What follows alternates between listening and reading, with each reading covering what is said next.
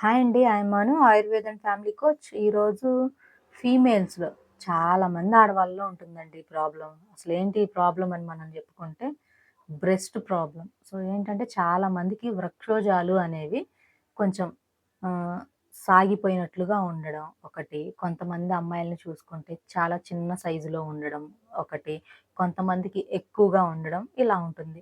అసలు ఇలా ఉండడానికి రీజన్స్ మాట్లాడుకుంటే చిన్నగా ఉన్నాయని కొంతమంది అమ్మాయిలు అంటే వాళ్ళ పేరెంట్స్ త్రూ మనకి కాంటాక్ట్ అవుతూ ఉంటారు. సో, దీనికి రీజన్ ఏంటంటే అండి బై బర్త్ జీన్స్.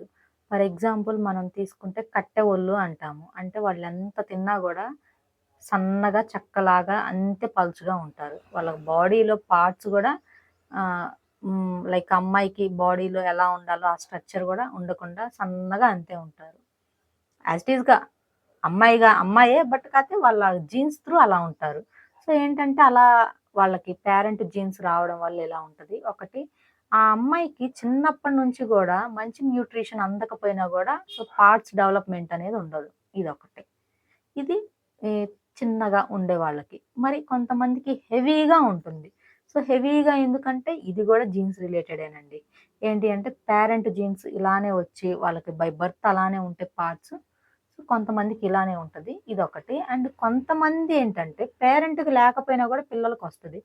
సో, పేరెంట్‌కి లేకపోయినా పిల్లలకి ఎందుకొస్తది అంటే మనము మదర్ గినక ప్రెగ్నెంట్‌గా ఉన్నప్పుడు ఆవిడ గుడ్ ఫ్యాట్స్ ఎక్కువగా తింటూ ఉన్నా ఎక్కువగా హెల్తీ ఫుడ్ తీసుకున్నా గూడా, సో, ఆ జీ ఆ టైంలో ఇప్పుడు కడుపులో ఉన్న ఏ పాప అయితే ఉంటారో, సో, ఆ పాపకి మంచి ఈ జీన్స్ అనేదుంటది. సో, ఆ గుడ్ ఫ్యాట్స్ అన్నీ గూడా ఆ అమ్మాయికి ఆ బ్రెస్ట్‌లో స్టోర్ అయిపోయి, సో, ఆ పార్ట్ అనేది ఎక్కువగా కనిపించడం జరుగుతుంది. ఇదొక రీజన్. ఇదొకటి. అండ్ కొంతమందిని చూసుకుంటే జీన్స్ త్రూ అలా హెవీగా ఉండడం జరుగుతుంది. ఇదొకటి. అండ్ కొంతమందిని చూసుకుంటే అండి సాగిపోయి ఉంటాయి. చాలా సాగిపోయినట్లుగా ఉంటున్నాయి.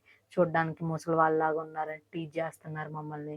సో, చాలా ఇన్సల్ట్‌గా ఉంటుందని చెప్పి చాలామంది ఆడవాళ్ళు కాల్స్ చేసి ఏడుస్తుంటారు. సో, అటువంటి వాటికి మనం ఏడుపే సమాధానం అయితే కాదు నాకు తెలిసి. అంటే బాడీ సర్టెన్ మన ఒక ఏజ్ వచ్చిన తర్వాత, మన డెలివరీస్ అయిన తర్వాత బాడీలో పార్ట్స్ చేంజ్ అవ్వడం అనేది అది కామన్ థింగ్ ఎవరిలోనైనా గూడా. కాకపోతే వాటిని మళ్ళీ మనం కరెక్ట్ చేసుకునే కెపాసిటీ గూడా మన ఆడవాళ్ళలోనే ఉంది. సో, దానికేంటంటే వీళ్ళకి కరెక్ట్ రూట్ దొరకక హరీ బరీ అయిపోవడం, డిప్రెషన్‌లోకి వెళ్ళిపోవడం, ఏదేదో సర్జరీస్‌కి వెళ్ళడం ఇలా జేస్తూ ఉంటారు. సో, అయితే ఈ సాగీగా అసలెందుకవుతది అనంటే మదర్ ఎవరైతే ఆడవాళ్ళుంటారో ఆఫ్టర్ మ్యారేజ్ ప్రెగ్నెంట్ అవుతారు. సో, ప్రెగ్నెన్సీ అయిన తర్వాత ఏమవుద్ది అంటే, సో, వీళ్ళకి ఇంకా అయిన తర్వాత డెలివరీస్ అయిన తర్వాత వీళ్ళకి మిల్క్ అనేది వచ్చేస్తూ ఉంటది. సో, ఆ మిల్క్ అనేది వీళ్ళకి స్టోర్ అయ్యి ఉంటది.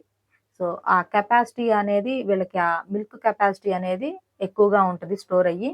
ఆఫ్టర్ ఫీడింగ్ అంటే ఆ పాప లేదా బాబు ఆ మిల్క్ తాగిన తర్వాత మళ్ళీ అదనేది సాగిపోతుంది. మళ్ళీ అగైన్ వాళ్ళకి మిల్క్ వచ్చేసినప్పుడు మళ్ళీ అది ఈ స్టోర్ అయినప్పుడు మళ్ళీ అది కొంచెం పెద్దగా కనిపించడం. ఆఫ్టర్ తాగిన తర్వాత అది మళ్ళీ లూజ్ అయిపోయి సాగిపోవడం. ఇలా ఈ ప్రాసెస్‌లో ఏంటంటే ఆ పార్ట్ అనేది వీళ్ళకి కొంచెం సాగీగా అయిపోతుంది. ఇది ఒక రీజన్. సో, ఆ టైంలో ఏంటి వీళ్ళు మళ్ళీ పిల్లలకి పాలు మరిపించిన తర్వాత కొంచెం ఫిజికల్ యాక్టివిటీస్ చేసుకోవడం, మంచి ఫుడ్ తీసుకోవడం, ఇలాంటివి చేస్తూ ఉండాలి. కొంతమంది ఇంక అలా ఏం చేయకుండా పట్టించుకోకుండా వదిలేస్తూ ఉంటారు. ఇదొకటి. అండ్ కొంతమంది ఏంటి అనంటే బ్రాస్ టైట్నింగ్ బ్రాస్ లేదంటే కప్ బ్రాస్ ఇలా వేసుకుంటూ ఉంటారు. సో, ఇలా ఈ కప్ బ్రాస్ ఇలా వేసుకోవడం వల్ల ఏమవుతుంది అంటే, వీళ్ళకి చిన్నగా ఉన్న అమ్మాయిలు ఈ పనులు జేస్తుంటారు. ఇలా వేసుకోవడం వల్ల ఏంటంటే, అది పెరగాల్సిన సైజ్‌ని వీళ్ళు ఆ కప్పుతోటి దాన్ని ప్రెస్ చేసేస్తున్నారు.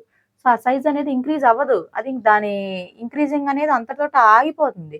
సో, ఆ కప్ బ్రాస్ అలాంటివి కాకుండా నేచురల్‌గా మీరు తెచ్చుకోవడానికి కొంచెం ట్రై చేయండమ్మ. ఇదొకటి. ఇప్పుడు ఈ సాగీగా ఉన్న వాళ్ళకి మెయిన్ రీజన్స్ ఇదండి అవ్వడం. సో, దీన్ని మనం టైట్నింగ్ చేసుకోవాలి అంటే ఎక్సర్‌సైజెస్ ఒకటి. ఆ ఎక్సర్‌సైజెస్ గూడా లైవ్‌లో మీకొక రోజు ఒక ఇంటర్వ్యూ చేసి చూపిస్తాను. అది ప్రాక్టీస్ చేయండి. అది నెక్స్ట్ వీడియోలో మీకు మాక్సిమం నేను మీకు ఈ ఇన్ఫర్మేషన్ రావడానికి ట్రై చేస్తాను. ఇదొకటి. అండ్ ఆయిల్స్ ఒకటి చెప్తాను. చక్కగా వీళ్ళు గానుగ దగ్గర నుంచి తెచ్చిన నువ్వుల నూనె ఉంటది గదా! అందులో కొన్ని ఆయుర్వేదిక్ మూలికలుంటాయండి. 12 రకాల మూలికలు. సో, ఆ ఆయిల్‌తో అవన్నీ బాగా ఒక పెద్ద కుండలో వేసి, దాన్ని బాగా మరిగించి, ప్రాసెస్ చేసి, ఆయిల్‌ని వడకట్టేసుకొని, ఆ బ్రెస్ట్‌పై అప్లై చేసి, ఒక మార్నింగ్ ఒక 10-5 minutes, night after 10 to night ఒక 10-5 మినిట్స్ అలా చేసేసుకొని, డైలీ గనక వీళ్ళిలా చేస్తూ ఉంటే, ఏజ్‌ని బట్టి దీనికి కోర్సెస్ అనేవుంటాయి. యాక్చువల్లీ మినిమమ్ 3 మంత్స్ కోర్స్ ఇది. బట్ వాళ్ళకేమన్నా ఏజ్ ఎక్కువగా ఉంటే అగైన్ మళ్ళీ ఒక 1 ఆర్ 2 మంత్స్ మనం ఎక్స్‌టెండ్ చేసే ఛాన్స్ అనేది ఉంటది. టైట్నింగ్ కోసం.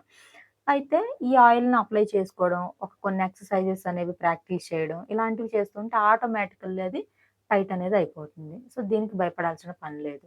అండ్ సైజ్ చిన్నగా ఉన్న వారిలో చూసుకుంటే వాళ్ళేంటి అంటే బ్రెస్ట్‌లో మనకి గుడ్ ఫ్యాట్స్ అనేవి స్టోర్ అవ్వాలండి. సో, ఆ ఫ్యాట్ అనేది ఎప్పుడైతే మనకు బ్రెస్ట్‌లో స్టోరేజ్ లేకుండా ఉంటదో, అప్పుడు సైజ్ అనేది చిన్నగా ఉంటది. సో, అందుకని సర్జరీస్‌కి వెళ్ళినప్పుడేంటంటే, వీళ్ళు కొంత ఫ్యాట్‌ని అక్కడ ఫిక్స్ చేసేసి సర్జరీస్ చేస్తారు. అగైన్ మళ్ళీ అదనేది ఉండొచ్చు ఆ ఫ్యాట్ లేదంటే మళ్ళీ తర్వాత అది కరిగిపోవచ్చు జరుగుతుంది. అలా కాకుండా నేచురల్‌గా మీరు కొంచెం ఫ్యాట్ స్టోరేజ్ అయ్యే ఫుడ్స్ తీసుకుంటూ కొంచెం ఆ ఎక్సర్‌సైజెస్ ఆ బ్రెస్ట్ డెవలప్‌మెంట్ ఎక్సర్‌సైజెస్ అనేవి చేశారనుకోండి సో, మీకు నేచురల్లీ ఈ ప్రాబ్లమ్ అనేది క్యూర్ అవుతుంది. మీరు లక్షలు పోసి సర్జరీస్ లేకుండా నేచురల్‌గా మీ లైఫ్ అనేది లీడ్ చేసుకోవచ్చు. సో, ఇవండి మెయిను. దీనికి మీకు 3 రకాలుగా చెప్పాను. ఈ బ్రెస్ట్ ప్రాబ్లమ్స్‌లో గూడా. ఈ 3 రకాలల్లో సో, ఎవరికైనా ఏ ప్రాబ్లమ్ ఉన్నా గూడా నన్ను కాంటాక్ట్ అవ్వండి. దీనికి తగ్గ ఆయిల్స్ గానీ, మెడికేషన్ గానీ, డైట్ గానీ మీకు నేను ఖచ్చితంగా ఆన్‌లైన్ త్రూ గూడా మీకు నేను పంపించగలను. మన దగ్గర ఓన్లీ వచ్చి లైవ్‌లోనే కలవాలి అని లేదు.